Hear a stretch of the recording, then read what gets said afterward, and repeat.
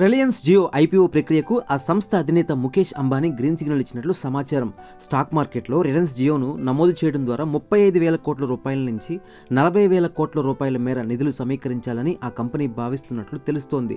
ఇదే జరిగితే భారత స్టాక్ మార్కెట్ చరిత్రలో అతిపెద్ద ఐపీఓగా రిలయన్స్ జియో నిలవనుంది. ఐపీఓలో భాగంగా జియో తాజా షేర్లతో పాటు ప్రమోటర్లు, ప్రస్తుత వాటాదారులకు చెందిన ఈక్విటీ వాటాను సైతం ఆఫర్ ఫర్ సేల్ పద్ధతిలో విక్రయించే అవకాశం ఉంది. ఇప్పటి వరకు అతిపెద్ద ఐపీఓగా హ్యుందాయ్ ఇండియా ఉంది. 2024 అక్టోబర్లో ఐపీఓకి వచ్చిన ఈ సంస్థ ఐపీఓ ద్వారా 27,870 కోట్ల రూపాయల నిధులను సమీకరించింది. ఆ తర్వాత స్థానంలో ఎల్ఐసి ఉంది. ఈ సంస్థ 20,557 కోట్ల రూపాయలను సమీకరించింది. ఆ తర్వాత స్థానాల్లో పేటీఎం, కోల్ ఇండియా, రిలయన్స్ పవర్లు ఉన్నాయి.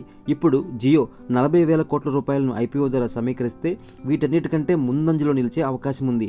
జియో సంస్థ నేపథ్యాన్ని పరిశీలించినట్లయితే జియో పూర్తి పేరు జాయింట్ ఇంప్లిమెంటేషన్ ఆపర్చునిటీ. 2016లో ప్రారంభమైన జియో 2 ఏళ్లలోనే అతిపెద్ద బ్రాడ్బ్యాండ్ ప్రొవైడర్గా అవతరించింది.